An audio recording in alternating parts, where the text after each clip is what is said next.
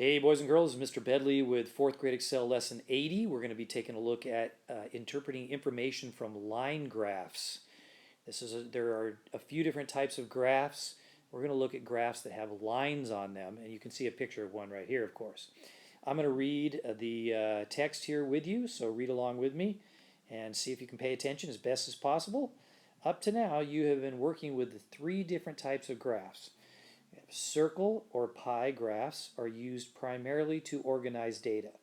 And those were graphs that have circles on them, and then they have little parts, and they tell you, like, that you have 6 in this one and 7. I can't really write in there, and then like 13 in this one or whatever. It kind of breaks things up into groups.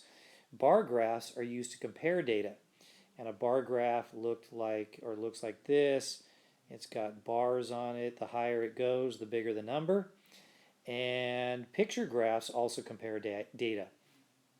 That's the kind of graph where you'll have like some pictures along here showing you how many of something. And remember, some of the pictures have like half of a thing, and then it has a key at the bottom that tells you every picture of a camera or whatever is equal to 4 pictures actually. And so if you see a half of a camera, that's equal to 2 pictures. Just to remind you what picture graphs look like, they use symbols and pictures. That's what we see there, okay? Now, let's take a look at number 1 based on this line graph over here. First of all, let's talk about the line graph.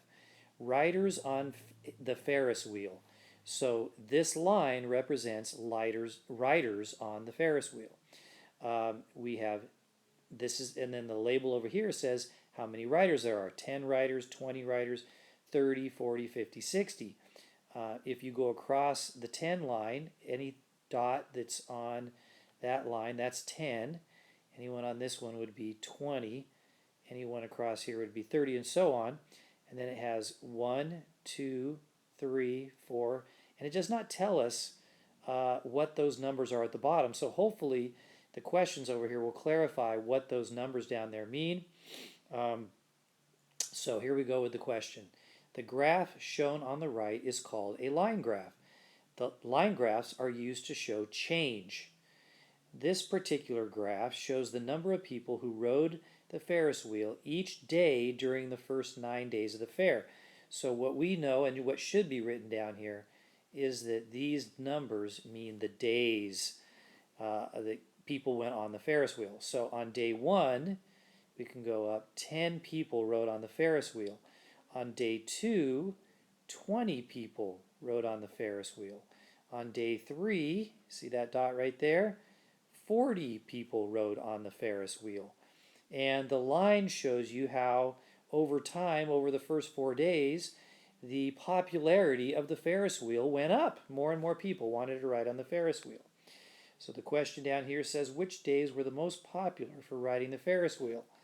Well, we have 2 days that were the most popular. They're right up here, and they are the highest numbers on that line graph. I would like you to fill in 2 numbers, and I want you to write the word days before you write the numbers. Write days, blank, and blank for your answer there. Pause the video and see if you can beat me in writing that. Okay, so you should have tried on your own already. You should have written days. And if we go from the 5 up, we can see, and the 6 up goes right up to there. So you should have put 5 and 6 down there. Days 5 and 6 were the most popular days on the Ferris wheel. Okay, now read the next question and answer that one over here on this line. Pause the video and do that on your own. Which days were the least popular for riding the Ferris wheel? So you can see the 10 is in 2 spots, right there and right there. What days are those? You should have written days 1 and 8. Day 8 right there had only 10 riders as well. All right, so you should fix any of those answers that you have that might be wrong on number 1, and then get ready to move on to number 2. So here's another line graph. Let's take a look and analyze it before we start. The problem says daily high temperature. So this whole graph is about daily high temperatures. I have a feeling that this down here is probably going to be days too. What do you think, since it's got the numbers again? So on day 1, day 2, day 3, day 4, right along to 9 days. Over here on the side, it labels the numbers as temperature, and it says F with a little tiny 0 type thing next to it. That means Fahrenheit degrees. When you take and say you write 37 with a little circle up there next to it, that means degrees. So these numbers, 30, 31, 32, 33, 34, 35, and 36, are temperatures in Fahrenheit. Fahrenheit is what we use in the United States. The rest of the world uses C or Celsius temperatures. Fahrenheit temperatures are bigger numbers normally, depends on what the temperature is, compared to Celsius numbers. So when you see 30 degrees, that's like a snowy, freezing day. 36, still very, very cold. Most days, at least where we live, it's going to be like in the 60s and 70s and 80s. That's like a comfortable temperature range. These are very cold temperatures. So let's read along here. Notice that the numbers along the left side do not start at 0. It does not have to start at 0 here. You can start at whatever number you want. Since the numbers from 0 to 29 are not needed, starting with 30 avoids wasting space. Now they could start over here and put 0, 1, 2, 3, but the lowest number on there here is 31. See that? So why even have the numbers 29 or 5 or 10 or 15? You're not even going to graph any numbers there because the temperature never got that low. What was the temperature change from the 6th day to the 7th day? A lot of kids have trouble with this one, but we're looking at the 6th day right here and the 7th day up here. It's what the change is.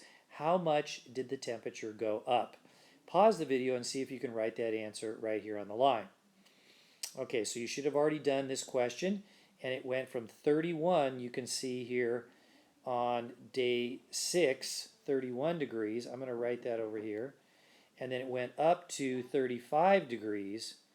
So 35 minus 31 is 4 degrees, and you write the answer like this, 4 degrees Fahrenheit. You put an F as your label because that represents the type of measurement of temperature. All right, so pause the video. I want you to try the last one on your own, and then turn it back on to see the solution. This one says, how many days was the daily high temperature above 33?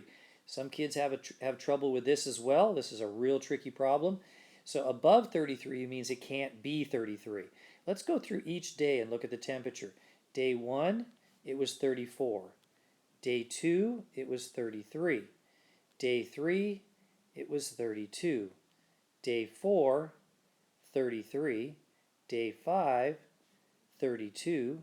Day 6, 31. Day 7, we already saw that, 35. Day 8 is right there, 32. And day 9, also 32. So we're looking for how many days it was above 33. So I'm going to draw a line right here above the 33, because if it was 33, it wasn't above 33. I bet you can see the answer pretty easily now. We've got 34 on day 1, and we've got 35 on day 7. So how many days? The correct answer would be 2 days. Did you put 2 days? I found that a lot of kids missed that one. So if you messed up, just learn from your mistake, erase your answer, change it to 2 days. Also, make sure you have that show work on your paper to show that you're doing the math. And thanks for watching.